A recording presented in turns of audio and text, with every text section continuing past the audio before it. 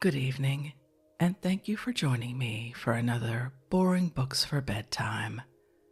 I hope tonight's selection provides all the boredom your busy brain needs to quiet down and let you get some sleep. Before we begin, I'd like to give a special shout out of thanks to quite a list of new Patreon subscribers: Carla, Lauren, Robert, Kylie, Mad Mercenary, Nikki P. and Barkley, John, Noreen, Richard, and Carol. Thank you all so much for supporting this podcast. By becoming members of Patreon, you help us remain 100% listener supported and ad-free for everyone, and it's very much appreciated. If you're interested in supporting Boring Books for Bedtime and finding out more about the perks available to subscribers, including exclusive episodes heard nowhere else, you'll find a link to Patreon in the show description. You'll also find a link to buymeacoffee.com, where you can support us with a one-time tip, no subscription required. I hope you'll take a moment to check them out. Now, let's read and relax. Find a comfortable spot. Adjust your volume. Take a nice deep breath in. Let it out slowly. And off we go. Tonight we're returning to a book I haven't read from in some time. Let's relax with more about the riveting world of apples from American Pomology by Dr. John A. Warder, President, Ohio Pomological Society, Vice President, American Pomological Society, etc. Entered according to Act of Congress in the year 1867 by Orange, Judd & Co. at the Clerk's Office of the District Court of the United States for the Southern District of New York. Let's pick up right where we left off with Chapter 2. Let's begin. Chapter 2. The History of the Apple. In attempting to trace out the history of any plant that has long been subjected to the dominion of man, we are beset with difficulties growing out of the uncertainty of language, and arising also from the absence of precise terms of science in the descriptions or allusions which we meet respecting them. As he who would investigate the history of our great national grain crop, the noble Indian maize, which in our language claims the generic term corn, will at once meet with terms apt to mislead him in the English translation of the Bible and in the writings of Europeans, who use the word corn in a generic sense as applying to all the edible grains, and especially to wheat. So in this investigation, we may easily be misled by meeting the word apple in the Bible and in the translations of Latin and Greek authors, and we may be permitted to question whether the original words translated apple may not have been applied to quite different fruits, or perhaps we may ask whether our word may not originally have had a more general sense, meaning as it does, according to its derivation, any round body. The etymology of the word apple is referred by the lexicographers to aval, Celtic, aval, Welsh, affle or aval, Armoric, aval or avel, Cornish, and these are all traceable to the Celtic word ball, meaning simply a round body. Worcester traces the origin of apple directly to the German Apfel, which he derives from Eppel, apple or apple. Webster cites the Saxon appel or appel, Dutch appel, German Apfel, Danish Avel, Swedish Apple, Welsh Avel, Irish Aval or Uval, Armoric Avel, its meaning being fruit in general with a round form. Thus the Persian word uval means juniper berries, and in Welsh the word used means other fruits, and needs a qualifying term to specify the variety or kind. Hogg, in his British Pomology, quoting Owen, says the ancient Glastonbury was called by the Britons Enis Avalac, or Avalon, meaning an apple orchard. And from this came the Roman word Avalonia.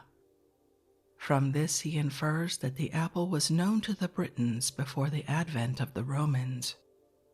We are told that in 973, King Edgar, when fatigued with the labors of the chase, laid himself down under a wild apple tree, so that it becomes a question whether this plant was not a native of England, as of other parts of Europe, where in many places it is found growing wild and apparently indigenous.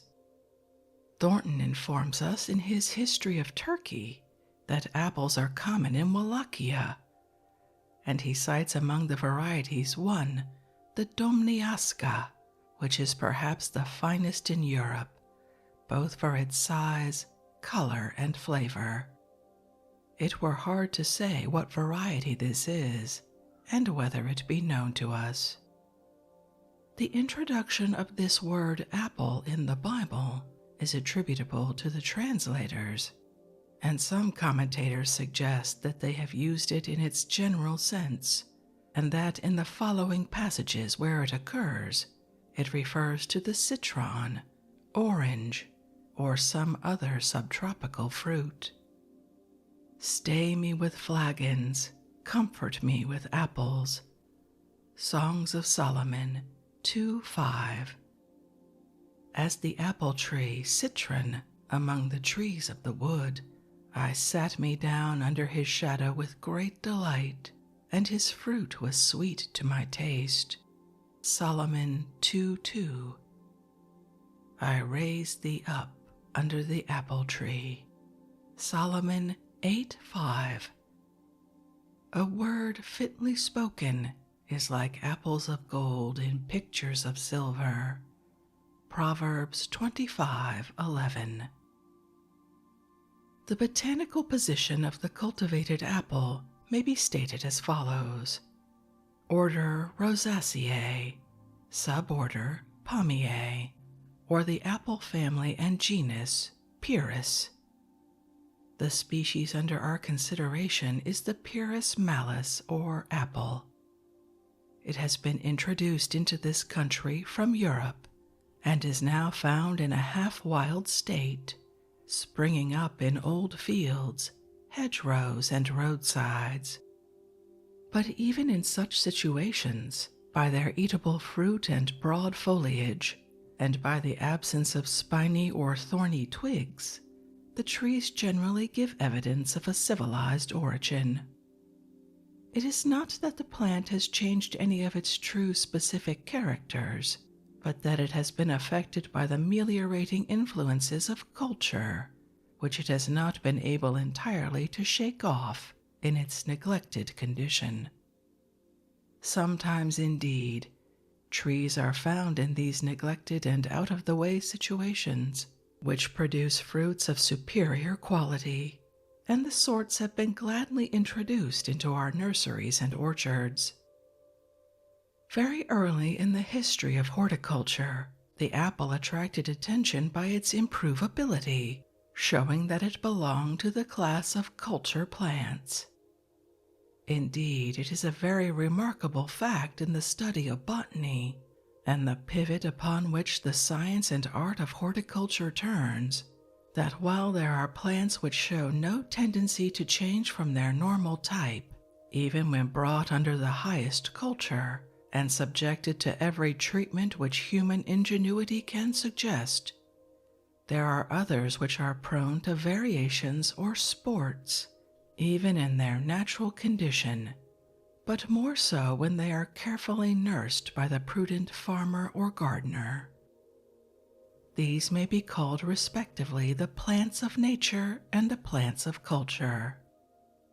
Some of the former furnish human food and are otherwise useful to man, but the latter class embraces by far the larger number of food plants, and we are indebted to this pliancy, aided by human skill, for our varieties of fruits, our esculent vegetables, and the floral ornaments of our gardens.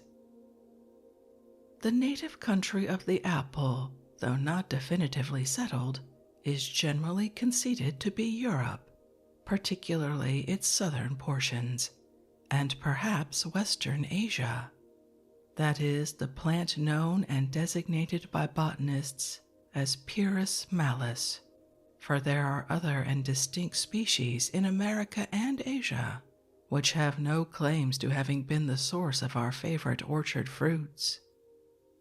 Our own native crab is the Pyrrhus coronaria, which, though showing some slight tendency to variation, has never departed from the strongly marked normal type. The Pyrrhus baccata, or Siberian crab, is so distinctly marked as to be admitted as a species. It has wonderfully improved under culture, and has produced some quite distinct varieties. It has even been hybridized by Mr. Knight with the cultivated sorts of the common wilding or crab of Europe, the Pyrrhus malis. Pallas, who found it wild near Lake Baikal and in Daoria, says it grows only 3 or 4 feet high, with a trunk of as many inches diameter, and yields pear-shaped berries as large as peas. The Pyrrhus rivularis, according to Nuttall, is common in the maritime portions of Oregon in alluvial forests. The trees attain a height of 15 to 25 feet. It resembles the Siberian crab, to which it has a close affinity. The fruit grows in clusters, is purple, scarcely the size of a cherry, and of an agreeable flavor. Sweetish and subacid when ripe, not at all acid and acerbic as the Pyrrhus coronaria. Among the early writers upon the subject of pomology, we find some very crude notions, particularly in regard to the wonderful powers of the grafter, for this art of improving the wilding by inserting buds or scions of better sorts, and thus multiplying trees of good kinds, was a very ancient invention. Pliny, the naturalist, certainly deserves our praise for his wonderful and comprehensive industry in all branches of natural history. In regard to grafting, which seems to have been well understood in his day, he says that he had seen near Thulier a tree bearing all manner of fruits, nuts and berries, figs and grapes, pears and pomegranates, no kind of apple or other fruit that was not to be found on this tree. It is quaintly noted, however, that this tree did not live long.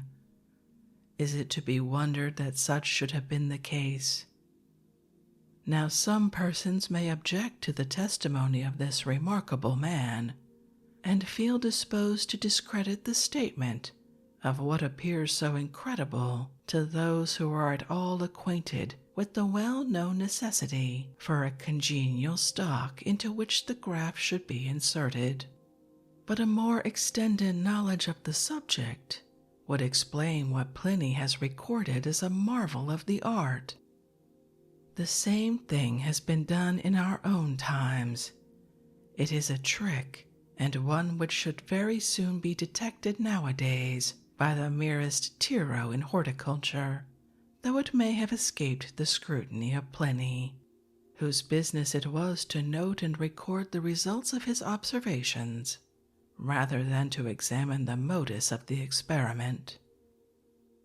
By the French, the method is called charlatan grafting and is done by taking a stalk of suitable size, hollowing it out, and introducing through its cavity several stalks of different kinds, upon each of which may be produced a different sort of fruit, as reported by Pliny.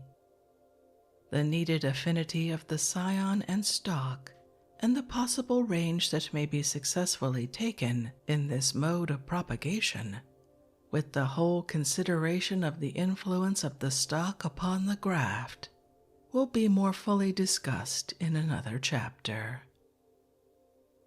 Though it be claimed and even admitted that the wild apple or crab was originally a native of Britain, and though it be well known that many varieties have originated from seed in that country, still it appears from their own historians that the people introduced valuable varieties from abroad. Thus we find in Fuller's account that in the 16th year of the reign of Henry VIII, pippins were introduced into England by Lord Maskell, who planted them at Plumstead in Sussex. After this, the celebrated golden pippin was originated at Perham Park in Sussex, and this variety has attained a high meed of praise in that country and in Europe, though it has never been considered so fine in this country as some of our own seedlings. Evelyn says in 1685, at Lord Clarendon's seat at Swallowfield, Berkshire, there is an orchard of 1,000 golden and other cider pippins. The Ribston pippin, which every Englishman will tell you is the best apple in the world, was a native of Ribston Park, Yorkshire.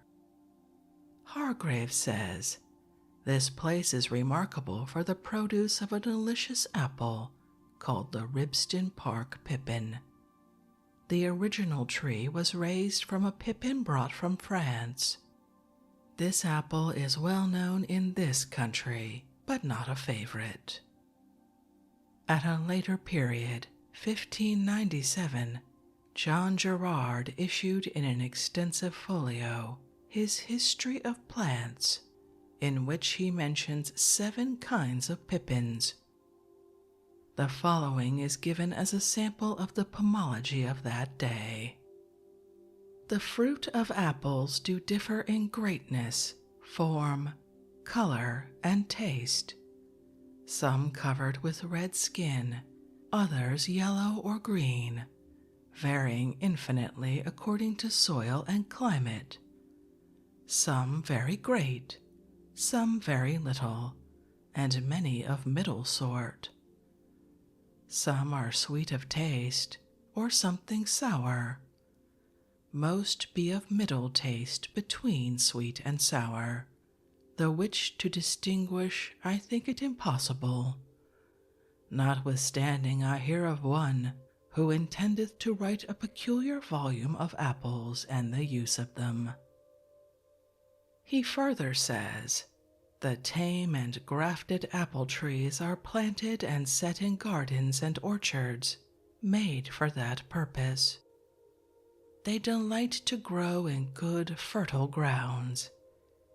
Kent doth abound with apples of most sorts, but I have seen pastures and hedgerows about the grounds of a worshipful gentleman dwelling 2 miles from Hereford, so many trees of all sorts that the servants drink for the most part no other drink but that which is made of apples.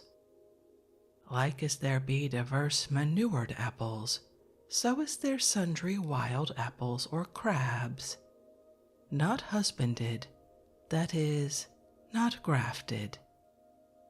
He also speaks of the paradise, which is probably the same we now use as a dwarfing stock. Dr. Gerard fully appreciated the value of fruits, and thus vehemently urges his countrymen to plant orchards. Gentlemen, that have land and living put forward apples, graft, set, plant, and nourish up trees in every corner of your grounds.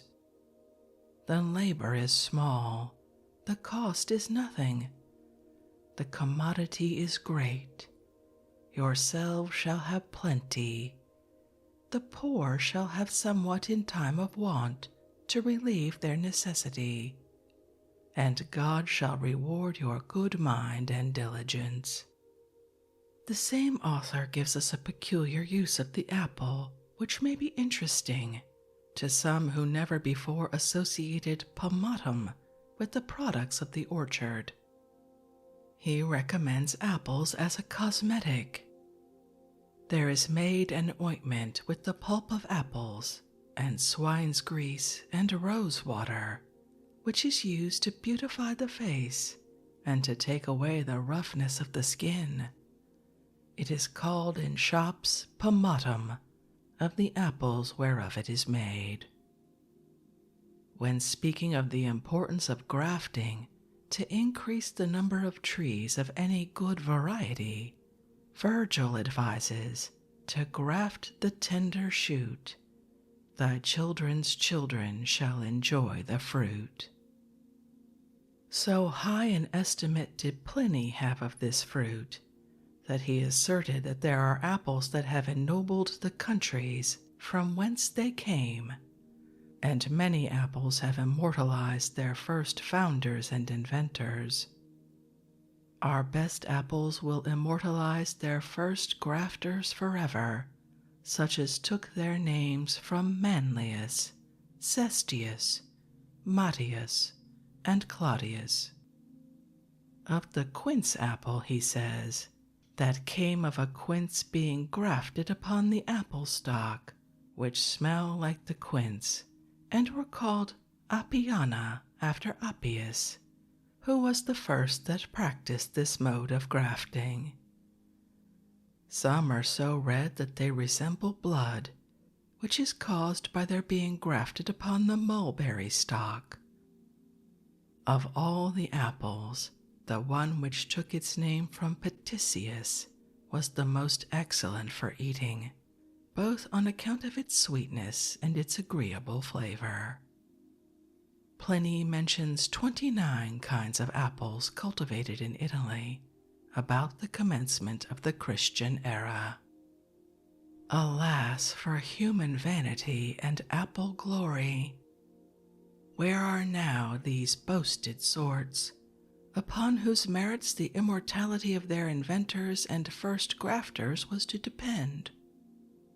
They have disappeared from our lists to give place to new favorites, to some of which perhaps we are disposed to award an equally high meed of praise, that will again be ignored in a few fleeting years, when higher skill and more scientific applications of knowledge shall have produced superior fruit to any of those we now prize so highly. And this is a consummation to which we may all look forward with pleasure. In this country, the large majority of our favorite fruits, of whatever species or kind, seem to have originated by accident. That is, they have been discovered in seedling orchards or even hedgerows. These have no doubt, however, been produced by accidental crosses of good kinds, and this may occur through the intervention of insects in any orchard of good fruit, where there may chance to be some varieties that have the tendency to progress. The discoveries of Linnaeus and his doctrine of the sexual characters of plants created quite a revolution in botany, and no doubt attracted the attention of Lord Bacon, who was a close observer of nature, for he ventured to guess that there might be such a thing as crossing the breeds of plants, when he says, "The compounding or mixture of kinds in plants is not found out, which nevertheless, if it be possible, is more at command than that of living creatures." wherefore it were one of the most notable experiments touching plants to find it out, for so you may have great variety of new fruits and flowers yet unknown. Grafting does it not, that mendeth the fruit or doubleth the flowers, etc., but hath not the power to make a new kind, for the scion ever overruleth the stock. In which last observation he shows more knowledge and a deeper insight into the hidden mysteries of plant life than many a man in our day, whose special business it is to watch, nurse, and care for these humble forms of existence. Bradley, about a century later, in 1718, is believed to have been the first author who speaks of the accomplishment of crossbreeding, which he describes as having been effected by bringing together the branches of different trees when in blossom. But the gardeners of Holland and the Netherlands were the first to put it into practice. The following extract is given to explain the manner in which Mr. Knight conducted his celebrated experiments on fruits, which rewarded him with some varieties that were highly esteemed. Many varieties of the apple were collected, which had been proved to afford, in mixtures with each other, the finest cider. A tree of each was then obtained by grafting upon a paradise stock, and these trees were trained to a south wall, or if grafted on Siberian crab, to a west wall, till they afforded blossoms, and the soil in which they were planted was made of the most rich and favorable kind. Each blossom of this species of fruit contains about 20 chives or males, stamens, and generally 5 pointals or females, pistils, which spring from the center of the cup or cavity of the blossom. The males stand in a circle just within the bases of the petals, and are formed of slender threads, each of which terminates in an anther. It is necessary in these experiments that both the fruit and seed should attain as large a size and as much perfection as possible, and therefore a few blossoms only were suffered to remain on each tree. As soon as the blossoms were nearly full grown, every male in each was carefully extracted, proper care being taken not to injure the pointals, and the blossoms thus prepared were closed again and suffered to remain till they opened spontaneously. The blossoms of the tree which it was proposed to make the male parent of the future variety were accelerated by being brought into contact with the wall, or retarded by being detached from it, so that they were made to unfold at the required period, and a portion of their pollen, when ready to fall from the mature anthers, was during 3 or 4 successive mornings deposited upon the pointals of the blossoms, which consequently afforded seeds. It is necessary in this experiment that one variety of apple only should bear unmutilated blossoms, for where other varieties are in flower at the same time, the pollen of these will often be conveyed by bees to the prepared blossoms, and the result of the experiment will, in consequence, be uncertain and unsatisfactory. In his Pomona Herefordiensis, he says, "It is necessary to contrive that the 2 trees from which you intend to raise the new kind shall blossom at the same time. Therefore, if one is an earlier sort than the other, it must be retarded by shading or brought into a cooler situation, and the latest forwarded by a warm wall or a sunny position, so as to procure the desired result." we must distinguish between hybrids proper and crosses, as it were between races or between what may have been erroneously designated species, for there has been a great deal of looseness in the manner of using these terms by some writers.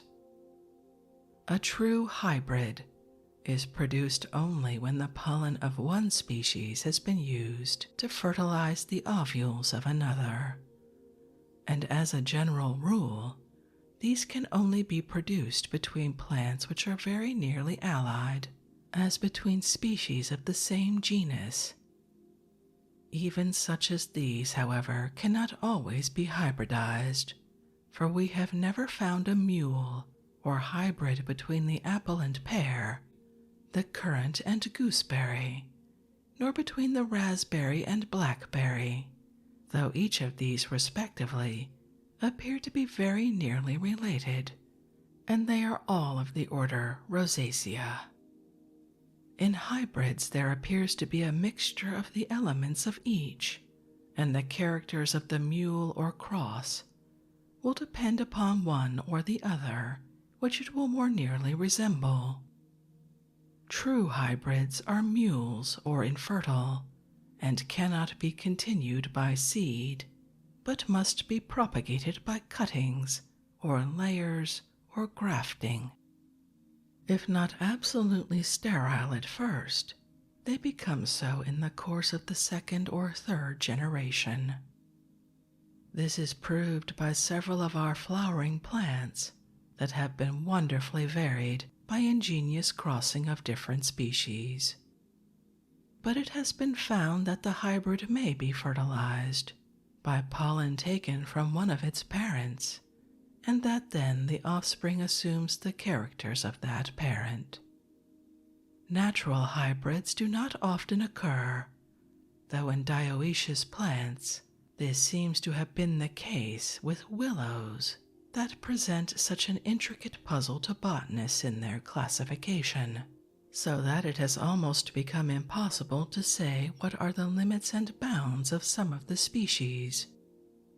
Hybrids are, however, very frequently produced by art, and particularly among our flowering plants, under the hands of ingenious gardeners.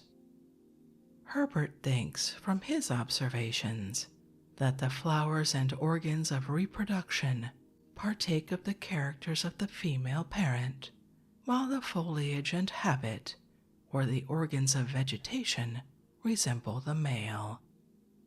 Simply crossing different members of the same species, like the crossing of races in animal life, is not always easily accomplished, but we here find much less difficulty, and we do not produce a mule progeny. In these experiments, the same precautions must be taken to avoid the interference of natural agents in the transportation of pollen from flower to flower. But this process is now so familiar to horticulturists that it scarcely needs a mention. In our efforts with the strawberry, some very curious results have occurred, and we have learned that some of the recognized species appear under this severe test to be well founded, as the results have been infertile. Where the perfection of the fruit depends upon the development of the seed, this is a very important matter to the fruit grower, but fortunately this is not always the case, for certain fruits swell and ripen perfectly, though containing not a single well-developed seed. It would be an interesting study to trace out those plants which do furnish a well-developed fleshy substance, or sarcocarp, without the true seeds. Such may be found occasionally in the native persimmon, in certain grapes, and in many apples, but in the strawberry, blackberry, and raspberry, the berry which constitutes our desirable fruit never swells unless the germs have been impregnated and the seeds perfect. In the stone fruits, the stone or pit is always developed, but the enclosed seed is often imperfect from want of impregnation or other cause, and yet the fleshy covering will sometimes swell and ripen. One of the most successful experimenters in this country is Dr. J. P. Kirtland near Cleveland, Ohio, whose efforts at crossing certain favorite cherries were crowned with the most happy results, and all are familiar with the fruits that have derived from his crosses. The details of his applying the pollen of one flower to the pistils of another are familiar to all intelligent readers, and have been so often set forth that they need not be repeated in this case. Great care is necessary to secure the desired object, and to guard against interference from causes that would endanger or impair the value of the results. Van Mons' theory was based upon certain assumptions and observations, some of which are well-founded, others are not so firmly established. He claimed correctly that all our best fruits were artificial products, because the essential elements for the preservation of the species in their natural condition are vigor of the plant and perfect seeds for the perpetuation of the race. It has been the object of culture to diminish the extreme vigor of the tree so as to produce early fruitage, and at the same time to enlarge and to refine the pulpy portion of the fruit. He claimed as a principle that our plants of culture had always a tendency to run back toward the original or wild type when they were grown from seeds. This tendency is admitted to exist in many cases, but it is also claimed that when a break is once made from the normal type, the tendency to improve may be established. Van Mons asserted that the seeds from old trees would be still more apt to run back toward the original type, and that the older the tree, the nearer will the seedlings raised from it approach the wild state, though he says they will not quite reach it. But the seeds from a young tree, having itself the tendency to melioration, are more likely to produce improved sorts. He thinks there is a limit to perfection, and that when this is reached, the next generation will more probably produce bad fruit than those grown from an inferior sort, which is on the upward road of progression. He claims that the seeds of the oldest varieties of good fruit yield inferior kinds, whereas those taken from new varieties of bad fruit and reproduced for several generations will certainly give satisfactory results in good fruit.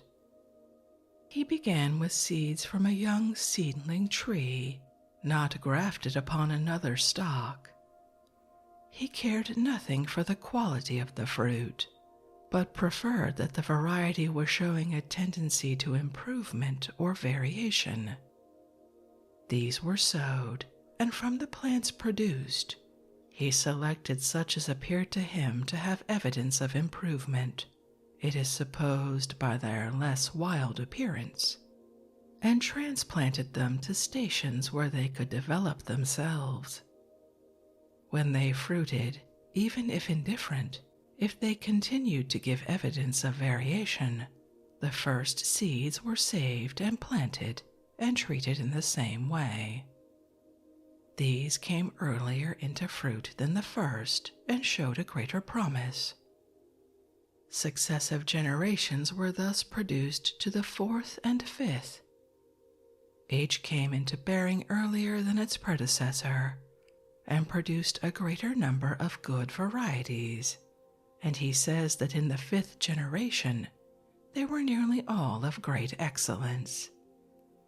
He found pears required the longest time, 5 generations, while the apple was perfected in 4, and stone fruits in 3. Starting upon the theory that we must subdue the vigor of the wilding to produce the best fruits, he cut off the tap roots when transplanting and shortened the leaders and crowded the plants in the orchard or fruiting grounds so as to stand but a few feet apart. He urged the regenerating in a direct line of descent as rapidly as possible and improving variety, taking care that there be no interval between the generations. To sow, re-sow, to sow again, to sow perpetually, in short, to do nothing but sow, is the practice to be pursued, and which cannot be departed from. And in short, this is the whole secret of the art I have employed. Who else would have the needed patience and perseverance to pursue such a course? Very few indeed, especially if they were not very fully convinced of the correctness of the premises upon which this theory is founded. Mr. Downing thinks that the great numbers of fine varieties of apples that have been produced in this country go to sustain the Van Mons doctrine, because, as he assumes, the first apples that were produced from seeds brought over by the early emigrants yielded inferior fruit which had run back toward the wild state, and the people were forced to begin again with them, and that they most naturally pursued this very plan, taking seeds from the improving varieties for the next generations and so on. This may have been so, but it is mere assumption. We have no proof, and on the contrary, our choice varieties have so generally been conceded to have been chance seedlings that there appears little evidence to support it. On the contrary, some very fine varieties have been produced by selecting the seeds of good sorts promiscuously, and without regarding the age of the trees from which the fruit was taken. Mr. Downing himself, after telling us that we have much encouragement to experiment upon this plan of perfecting fruits by taking seeds from such as are not quite ripe, gathered from a seedling of promising quality, from a healthy young tree, quite young, on its own root, not grafted, and that we must avoid first the seeds of old trees, second, those of grafted trees, third, that we must have the best grounds for good results, still admits what we all know, that in this country new varieties of rare excellence are sometimes obtained at once by planting the seeds of old grafted varieties. Thus the Lawrence Favorite and the Columbia plums were raised from seeds of the green gage, one of the oldest European varieties. Let us now look at an absolute experiment conducted avowedly upon the Van Mons plan in our own country, upon the fertile soil of the state of Illinois, and see to what results it led. The following facts have been elicited from correspondence with H.P. Brayshaw of DuQuoin, Illinois. The experiments were instituted by his father many years ago to test the truth of the Van Mons theory of the improvement of fruits by using only the first seeds. 35 years ago, in 1827, his father procured 25 seedling trees from a nursery, which may be supposed to have been an average lot grown from promiscuous seed. These were planted, and when they came into bearing, 6 of them furnished fruit that might be called good, and of these 4 were considered fine. One of the 6 is still in cultivation and known as the Illinois greening. Of the remainder of the trees, some of the fruits were fair and the rest were worthless and have disappeared. Second generation. The first fruits of these trees were selected and the seeds were sown.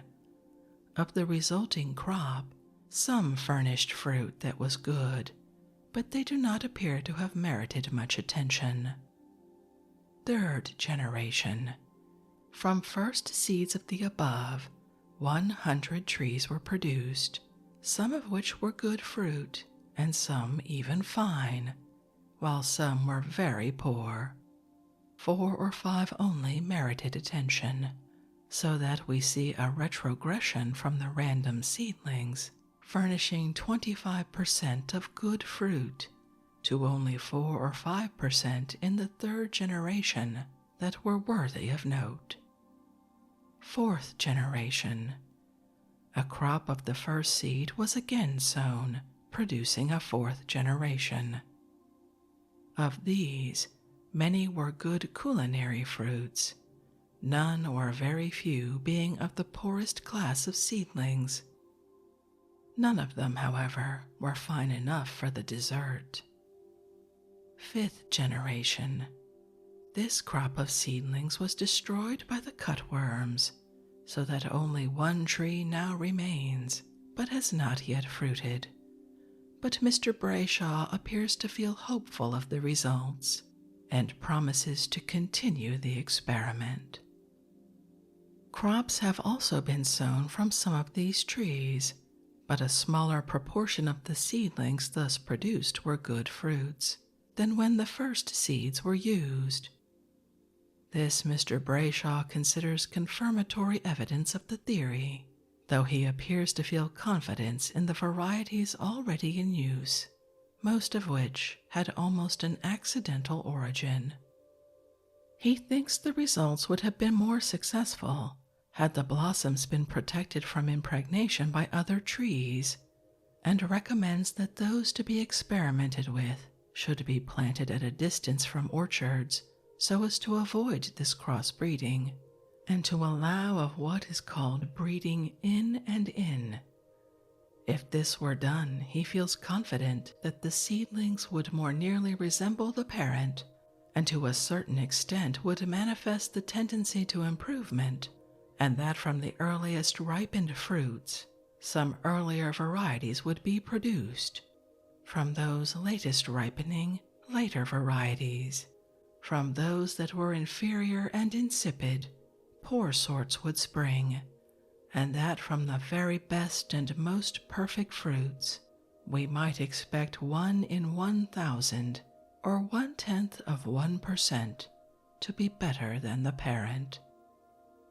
This diminishes the chance for improvement to a beautifully fine point upon which to hang our hopes of the result of many generations of seedlings, occupying more than a lifetime of experiments.